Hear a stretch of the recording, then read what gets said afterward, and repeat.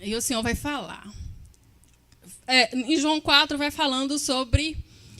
vim falando sobre o diálogo de Jesus com a mulher samaritana. Que diálogo, irmãos. Que diálogo profundo que Jesus vem tendo com ela. Eu vou ler rapidinho. E quando o Senhor veio a saber que os fariseus tinham ouvido que Jesus fazia e batizava mais discípulos do que João, ainda que Jesus mesmo não batizava, mas os seus discípulos, deixou a Judéia e foi outra vez para a Galileia. E era-lhe necessário passar por Samaria. Foi, pois, a uma cidade de Samaria chamada Sicar, junto da herdade que Jacó tinha dado a seu filho José, e estava ali a fonte de Jacó. Jesus, pois, cansado do caminho, assentou-se assim junto da fonte. Era isso quase a hora sexta. Veio uma mulher de Samaria tirar água. Disse-lhe Jesus: dá-me de beber. Porque os seus discípulos tinham ido à cidade comprar comida. Disse-lhe, pois, a mulher samaritana: como sendo tu judeu, me pedes de beber a mim, que sou mulher samaritana? Porque os judeus não se comunicam com os samaritanos. Jesus respondeu e disse-lhe: se tu conheceras o dom de Deus, e quem é o que te diz, dá-me de beber, tu lhe pedirias e ele te daria água viva. Disse-lhe a mulher: Senhor, tu não tens com que atirar, e o poço é fundo. Onde, pois, tem água viva? És tu maior do que Jacó, nosso pai, que nos deu o poço, bebendo ele próprio dele, e os seus filhos e o seu gado? Jesus respondeu e disse-lhe: qualquer que beber desta água tornará a ter sede. Mas aquele que beber da água que eu lhe der, nunca terá sede. Porque a água que eu lhe der, se fará nele uma fonte de água a jorrar para a vida eterna. Disse-lhe a mulher: Senhor, dá-me dessa água para que não mais tenha sede e não venha aqui tirá-la. Disse-lhe Jesus: vai, chama o teu marido e vem cá. A mulher respondeu e disse: não tenho marido. Disse-lhe Jesus: disseste bem, não tenho marido. Porque tiveste 5 maridos, e o que agora tens não é teu marido. Isso disseste com verdade. Disse-lhe a mulher: Senhor, vejo que és profeta. Nossos pais adoraram neste monte, e vós dizeis que é em Jerusalém o lugar onde se deve adorar. Disse-lhe Jesus: mulher, crê-me que a hora vem, em que nem neste monte, nem em Jerusalém adorareis o Pai. Vós adorais o que não sabeis. Nós adoramos o que sabemos, porque a salvação vem dos judeus. Mas a hora vem, e agora é, em que os verdadeiros adoradores adorarão o Pai, em espírito e em verdade, porque o Pai procura a tais que assim o adorem. Deus é espírito, e importa que os que o adorem em espírito e em verdade. A mulher disse: eu sei que o Messias, que se chama o Cristo, vem. Quando ele vier, vos anunciará tudo. Jesus disse-lhe: eu o sou, eu que falo contigo. Aleluia. E aí a gente vê, né, que Jesus, ele sai de Jerusalém e vai para a Judéia e tem que passar por Samaria. É necessário que ele passe por Samaria, por quê? Porque ele tem um encontro marcado naquele lugar. Jesus, ele tem um encontro marcado com aquela mulher, naquele lugar, em Sicar, né, que diz aqui, no poço. E aí eu parei e pensei, eram 13, né? 12 foram comprar comida e ficou um só. Propósito do Senhor. Eu acredito que Jesus tenha dito: vai vocês 12, vão comprar comida que eu vou ficar por aqui. Ninguém ficou com Jesus. Porque Jesus tinha um propósito naquele lugar. Jesus tinha algo para fazer naquele lugar. E a gente vê que já era meio-dia. Meio-dia, as mulheres, elas não iam retirar água naquele poço. O horário para elas tirarem ou era de manhã cedo, né, para pegar água fresquinha, para cuidar da casa, para fazer comida, ou à noite. E essa mulher, ela tinha um problema naquele local que ela não poderia ir junto com as outras. Ela era discriminada, ela era uma mulher que tinha problemas de relacionamento com as outras devido à sua situação, como Jesus vai descrevendo com ela aqui. Mas Jesus foi até lá nesse horário, porque Jesus, ele quebra todos os paradigmas. Jesus, para o poder de Jesus, para o poder de Deus, não existe cultura, não existe tradição, não existe preconceito, não existe discriminação. Jesus, é poder. E ele foi. E estava ela lá, né? Ela era samaritana, como a gente viu aqui. Os samaritanos não se davam com os judeus, na verdade, os judeus viam os samaritanos como um povo mestiço, um povo odiado, um povo que eles tinham como traidores, porque eles não viam como uma raça pura, né? Ela tinha esse problema de etnia. Ela era uma pecadora aos olhos do povo e ela estava naquele lugar público, naquele horário. Mas no versículo 7 diz assim, né? Veio uma mulher de Samaria tirar água e disse-lhe Jesus, dá-me de beber. Jesus começa esse diálogo com essa mulher. Jesus, ele já vai dando, já começa com a misericórdia que é próprio dele. E aqui a gente vê que não existe barreiras para esse evangelho, para esse poder de Jesus. Não existe essa barreira que Jesus não possa derrubar. Apesar dela ser samaritana, apesar dela ser uma mulher que vivia nessa situação, apesar de ser mulher, né, um homem estar só naquele lugar com uma mulher e falar com ela, não existia essa barreira. Para os judeus, sequer uma palavra poderia trocar com aquele povo. Mas quem dirá aquela mulher, né? E aí Jesus, ele não enxerga como a gente. Jesus, ele não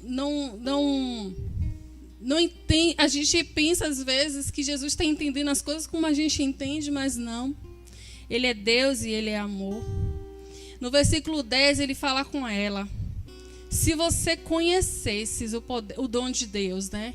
E quem é o que te diz, dá-me de beber?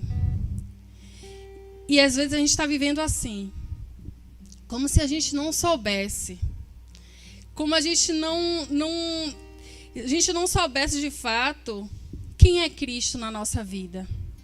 Que água é essa que ele tem para dar para a gente? É muito além do que a gente imagina.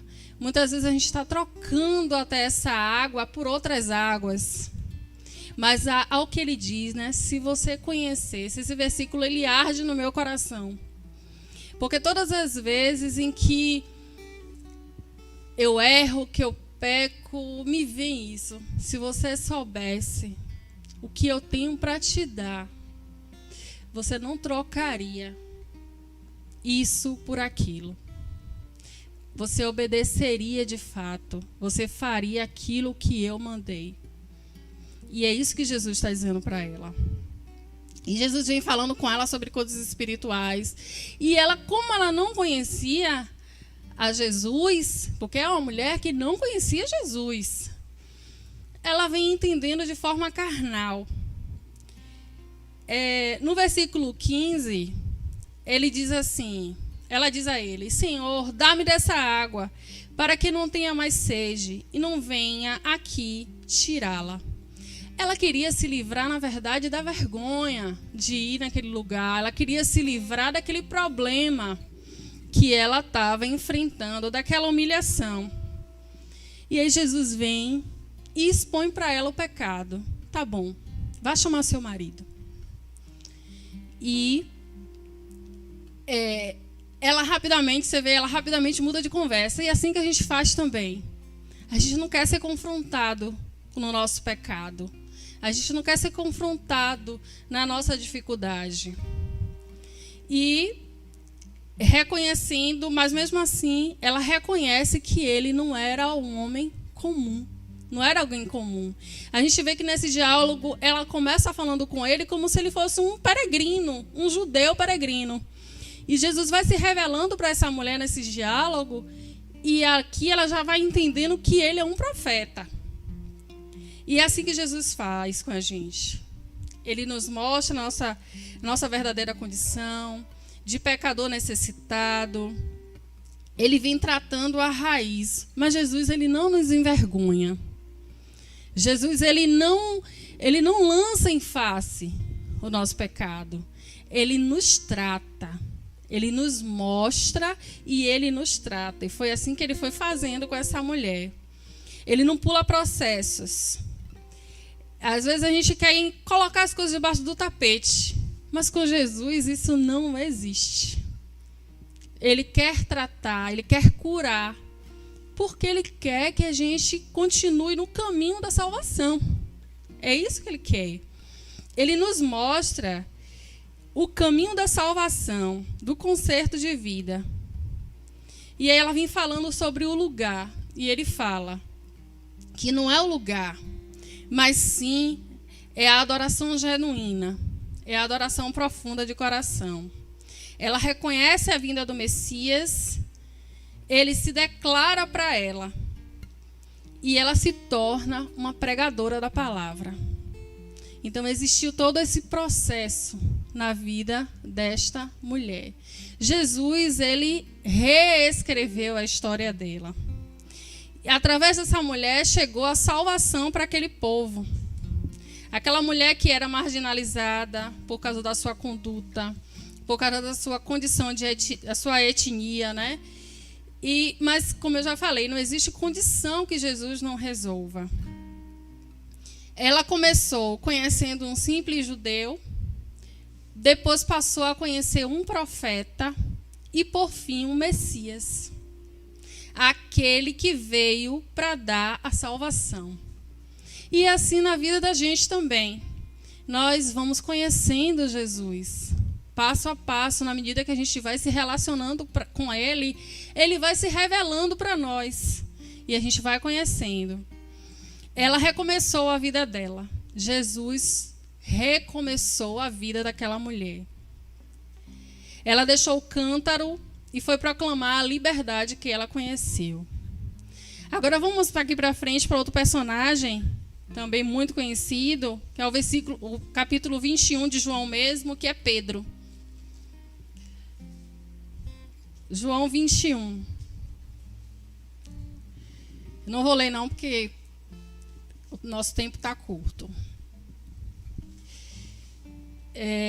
Esse capítulo nós conhecemos também, que é o capítulo que Jesus, João 21, que é o capítulo que Jesus aparece aos 7 discípulos.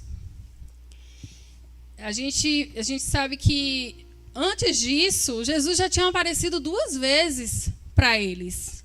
Logo depois depois que ele ressuscitou, né? Ele morreu, ressuscitou, apareceu mais 2 vezes para os discípulos e vem aparecer mais uma vez nesse momento aqui. Aqui Pedro tinha decidido, vou pescar. E os outros discípulos disseram a ele também que ia junto com ele. E eles não conseguiram pescar nada, até que apareceu um homem na praia e mandou que eles lançassem a rede à direita do barco, que eles iam achar peixes. E aí, João reconhece que era Jesus que estava na praia. Pedro, como a gente sabe, Pedro era um dos 12 e era um dos mais achegados, né? Pedro estava nas missões mais importantes que Jesus chamava os discípulos para fazer, e a gente, na Bíblia, vai nos mostrando que Pedro sempre estava. Pedro tinha aquele jeito dele, né? Aquele jeito afobado, atirado, falastrão. E Pedro estava passando por um momento de crise nesse momento aqui. Pedro tinha negado ao mestre dele, tinha negado aquele a quem tanto amava por 3 vezes. Apesar de Jesus ter aparecido para ele, porque Jesus tinha aparecido mais 2 vezes para ele, Pedro ainda estava desesperançoso. Ao contrário da mulher samaritana, Pedro conhecia a Jesus. A mulher samaritana não conhecia, mas Pedro conhecia. Pedro caminhou com Jesus durante 3 anos, viu milagres, viu Jesus ressuscitar, viu muitas coisas. Mas no momento de crise, Pedro negou ao Senhor dele. Perguntaram para ele se ele era um deles, e ele disse que não, por 3 vezes.